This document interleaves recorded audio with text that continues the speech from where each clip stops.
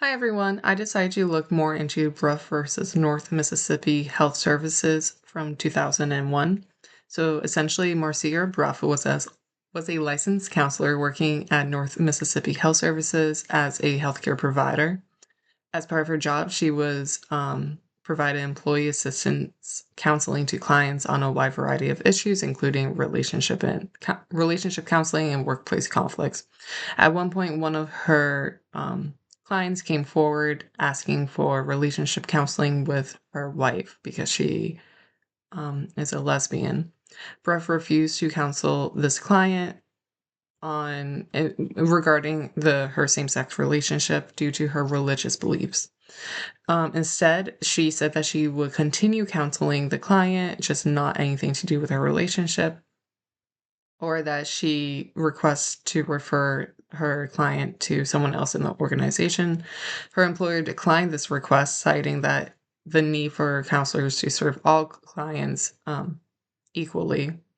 And then Breff was given different options, but eventually was terminated for her insubordination after she continued to refuse counsel of the LGBTQ plus clients. Her legal claim, Breff sued under the Title VII of the Civil Rights Act of 1964, saying that her termination was a violation of her right for religious accommodation in the workplace. The court ruled against Bruff. Essentially, they said that it wasn't reasonable to accommodate this employee's religious beliefs because it would cause undue hardships. The court found that granting Bruff's request to refer clients based on sexual orientation would impose the undue hardships. So it would interfere with the employee's business operations. It would undermine the hospital's goals of providing unbiased, equal access to services, and it also disrupted patient care and created scheduling and staffing conflict.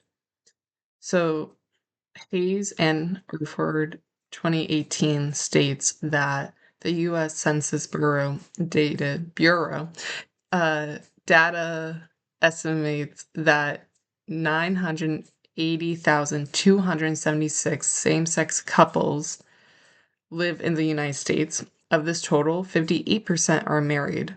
In addition to the LGBTQ plus couples, they are increasingly choosing to expand their families, with 31% of the same-sex couples raising children. That's a large majority of this population that this woman has stated that she cannot counsel.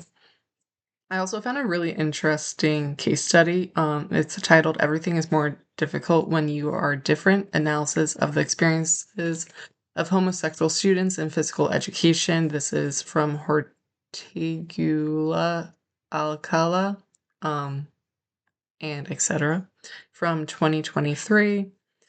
It essentially followed the journey of homosexual children in PE class. One of the quotes says, "They show how on many occasions their role is relegated to the background, presenting certain fears and insecurities about taking the initiative in activities. In some cases, the relationship with their peers is clearly limited, receiving gestures of mockery and insults from others. The families admit to having suffered a lot at certain times during their children's schooling. They explained that there is still a long way to go to achieve true acceptance and inclusion in PE. What this study was looking at was gender performativity theory and all the data that they collected. This case definitely impacts my role as a counselor.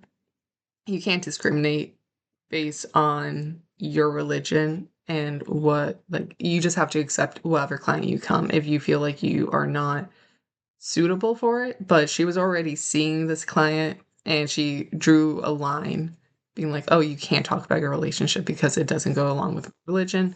You can't have that bias. And then personal views about sexual orientation and gender identity. I'm a queer person. It's taken me a long time to feel comfortable even being able to say that, but I wouldn't have been able to get to the point where I am now if I didn't have the support where I was able to talk freely or feel that I didn't have outside people telling me that, like, I couldn't talk about that part of my life because it's who I am.